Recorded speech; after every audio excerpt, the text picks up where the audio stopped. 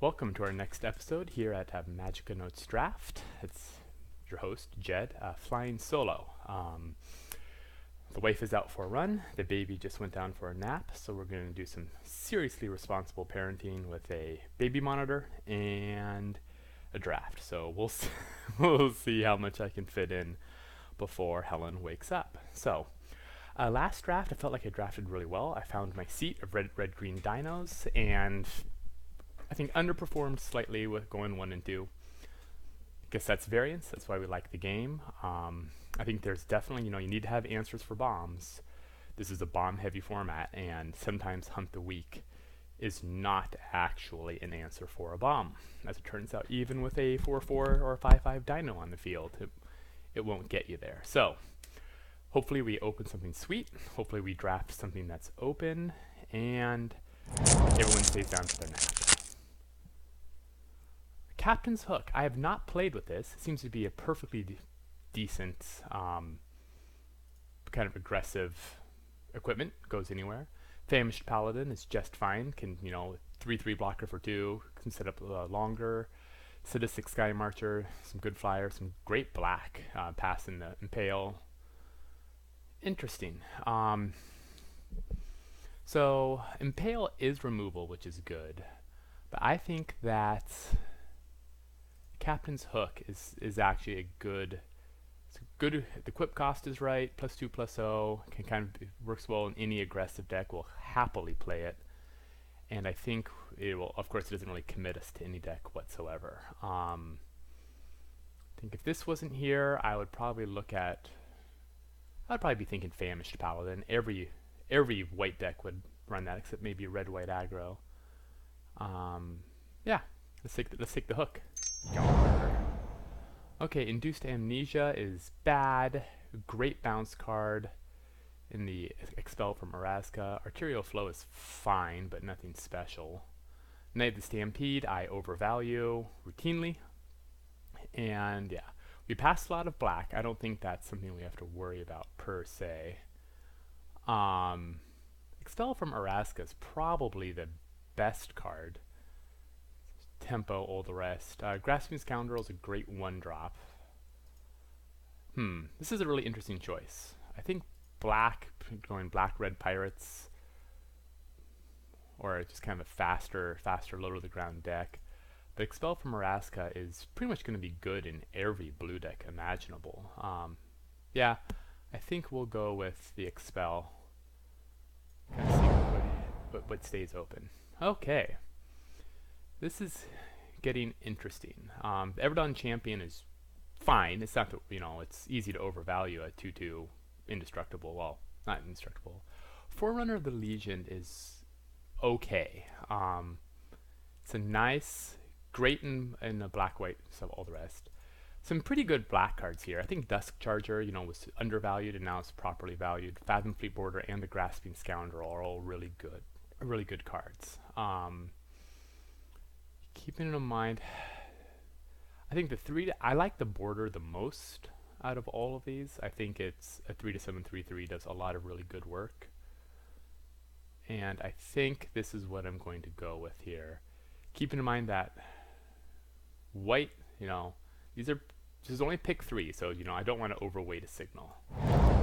Now it's when I want to start overweighting signals, and see red I think qualifies. I think it's really good. I think it encourages really aggressive attacking. Miscloaked Herald is here. Green also, these are playable green cards, but there's certainly no reason to go into green. So we'll just take 1 of each color. Legion Conquistador is nice. That's also perfectly fine card. But I think See Red, it has the highest upside. Okay.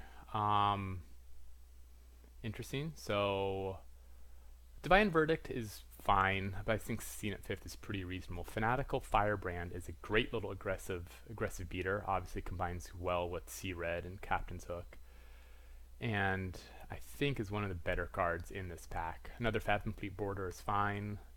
There's no rush. Martyr of Dusk is a good white card. White might also be open. You can really take 1 of each color, but I think the Fathom Fleet Firebrand try to hone in on some red. Interesting. Okay, so these are some great red and white cards. Goblin Trailblazer is, I think, a really high quality 2-drop. Fanatical Firebrand is also, as I mentioned earlier, high quality as well. Blue appears to be completely cut.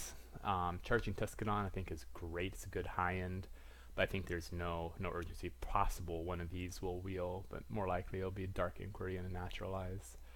I don't feel a need to go to Raptor Companion quite yet. I think we'll just stay on the red train and take the semi-invasive 2-drop. Okay, Mist-Cloaked Herald, God, I think we can stick with the 2-drop train. Nothing here looks really out of place. The Dusk Charger is kind of nice to see here. Not obviously the most aggro card out there, but I think it's a reasonable pick. Interesting. Okay, Mutiny I think starts to look like a signal, and the Forerunner of the Coalition also looks like a signal. Not the most powerful. I mean, dig up a pirate, you know, at the 3-drop is not really where you want it to be. Moment of Triumph is good. I think we'll take the Forerunner and we'll start looking at pirates. Pirates. Yar. Okay, another 1-drop, so we're going Mega, so that's our second 1-drop. Grasping Scoundrel, so I think we are on the aggressive pirate plan.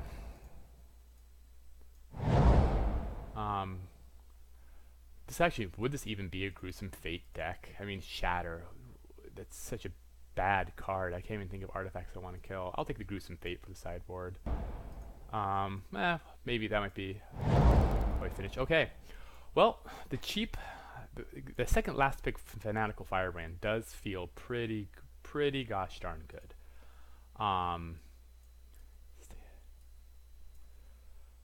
Wow, so we have 5 1-drops. So we are really excited to do anything that kind of helps us. Tricks. Wow, another Captain's Hook. A Golden Demise. This is probably the opposite of a Golden Demise deck, I'll be honest with you. Really good card though, and it's possible to build up to make it happen. But I think the Captain's Hook. Search your library for a pirate card. Might be the choice here. The Dusk Legion Zealot is also pretty good, but that's more of the go wide, a little bit longer grinded out rather than, because it just attacks as a 1/1. It's a much better blocker. So I think we take the second Captain's Hook here over the Golden Demise, which feels a little weird. We don't want Tilonai's Crown because if we have all this 1 toughness stuff, that's not a particularly good combo. The Hook gives Menace. It's a nice little 3-drop.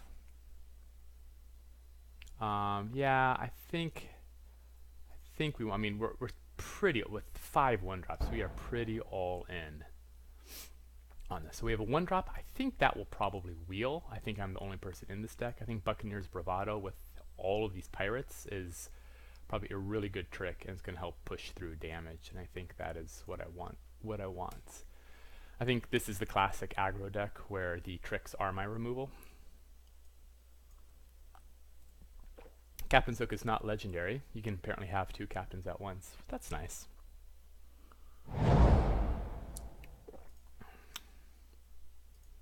Okay, good 2-drop.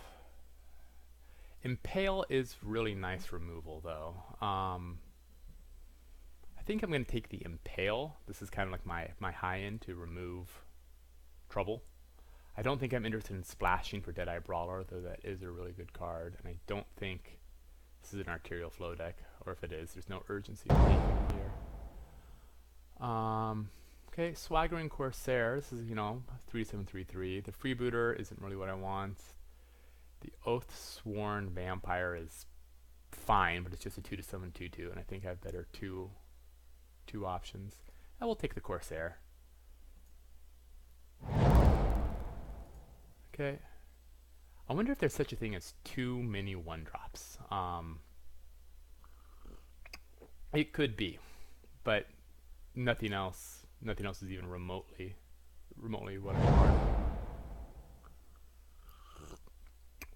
Voracious Vampire is nice with more vampires, which I don't have.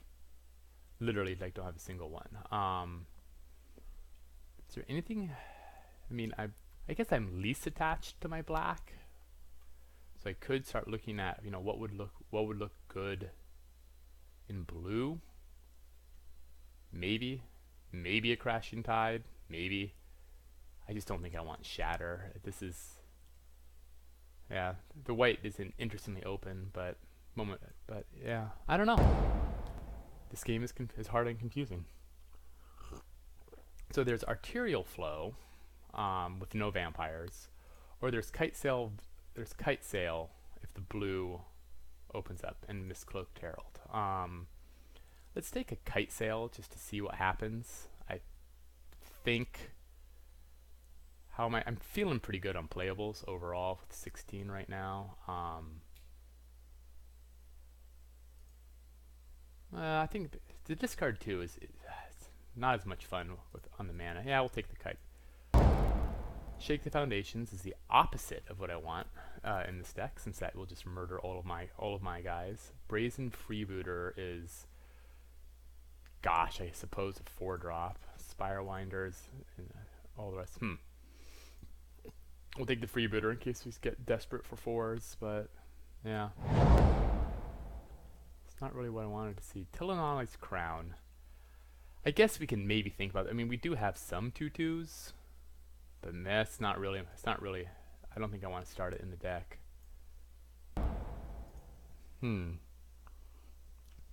Sun-Colored Raptor is a decent 2-drop, and I think I want that more than a Dusk Charger, so we'll put that in there. I think Vampire Revenant has a higher, again, still has a higher odds of being playing over the Dusk Charger. Is this a Pirate's Pillage deck? It just does not feel like a Pirate's Pillage deck. If I'm doing that on turn 4, I am sad. Interesting that someone snagged that little 1-drop that I thought would wheel. It turned out not to wheel. Okay, so into the Ixalan pack. Definitely want about 4 more creatures. Any sort of removal. I got 1 trick. It'd be nice to get like a Sure Strike or something similar to that. Oof. Well, Swashbuckling. If this is a Swashbuckling deck, you know, these 2 would be okay, and I guess I could, yeah, we can do I think this is Swashbuckling is the choice here, nothing else.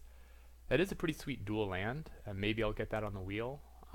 It does also help my mana a fair amount if I go down to 16, even 15, but I think that's less important than, if I had a higher playable count, I'd be a little more excited.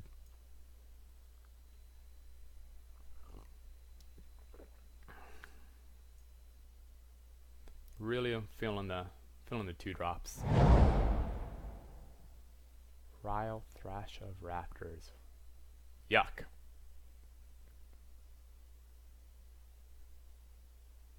Yuck. It's not Thrash of Raptors or Brazen Buccaneer. Brazen Buccaneer, I guess, has the slight edge of the Buccaneer's bravado and has haste. I might want that over a Tilly's Crown, but okay. Now this starts to become a little more interesting. I think the responsible choice is the Dire Fleet's Hoarder. The Wily Goblin is okay. The Fire Shrine Keeper is also, I mean, it does have Menace and is evasive, and we have Unfriendly Fire at 5 mana, which is more than I think I want to be spending. This is a really interesting choice. This does immediately have ramp. I might be able to get one of these 2 back. I think a 1/1 attacking goblin that does ramp me. I think this is I think I'm going to take the Wily Goblin. See what comes around there. Oh, wow, interesting. Okay. This is some good stuff here. So I have a Fire Cannon Blast, and I also have a Fell Flagship. The Fell Flagship really is going to boost literally everything in the deck. I think that's the top choice for me. It's really interesting though, but Fire Cannon Blast is obviously great. 14 creatures, 6 other stuff. I do like all of my other stuff. Wow. I just think this is too good for me to ignore. I mean, just boosting everybody is crazy good for me. Ugh, this is a tough choice. I'd be really interested to come back to look at this. Fire Cannon Blast. This is the removal, and this is a bomb-heavy format. Let's get greedy. Let's take the Fire Cannon Blast to handle their bombs, and maybe I can get the flagship on the wheel. I probably won't. Tilly's Knight is a lame 2-drop. We're not switching to blue at this point, I think, anymore. But it's certainly it's a fine 2-drop. It'll play. Wow. A Swashbuckling, a Fire Cannon Blast, and a Fathom Fleet Fireband. Well, I think I have to take the 2-drop because I'm worried about my count there. The Fire Cannon Blast is great. I think I got one. Yeah. And the Swashbuckling is also great. Well, maybe I'll get that. It'll be a reach if that wheels, but it might. You just never know. The Cutthroat, the Costly Plunder, or Cobbled Wings for the sideboard, maybe to help me kind of go over. I don't think the Cutthroat's also pretty good. 16 lands, 23.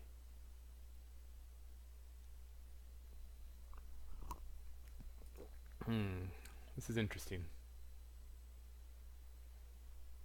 Let's go with the Cutthroat. I think that actually might even start in the deck. Wow, the Huntmaster didn't go anywhere. A Brazen Buccaneer.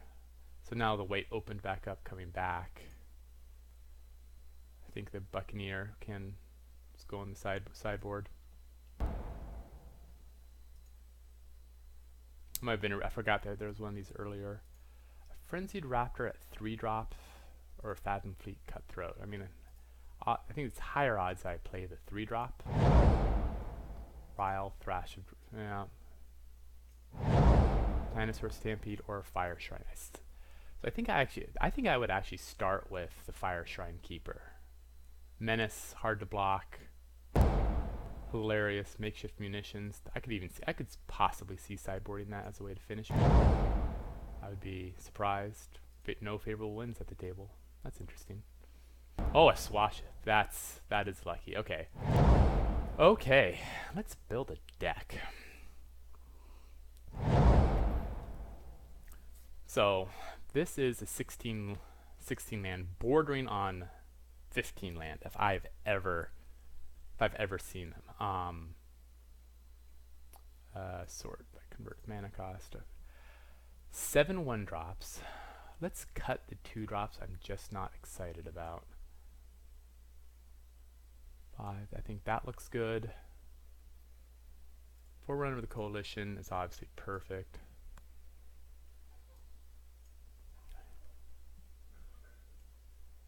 Cutthroat is on the high end, and that's fine.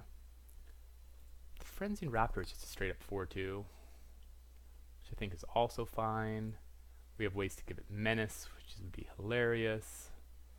2 pieces of removal. Is this a 15 land deck?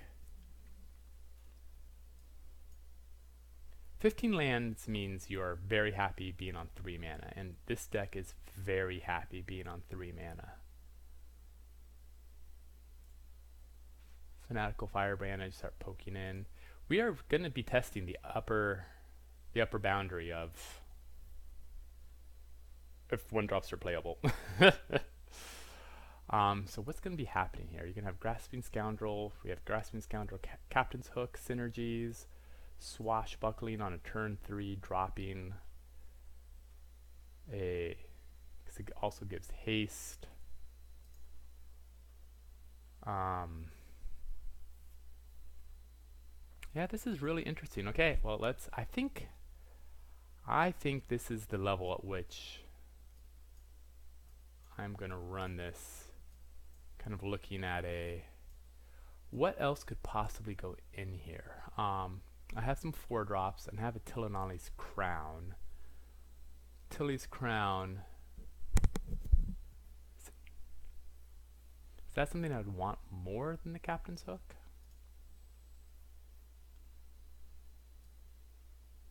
maybe, maybe not. We have Gruesome Fate as a quote-unquote finisher, which I don't think is going to be very good. Yeah, I think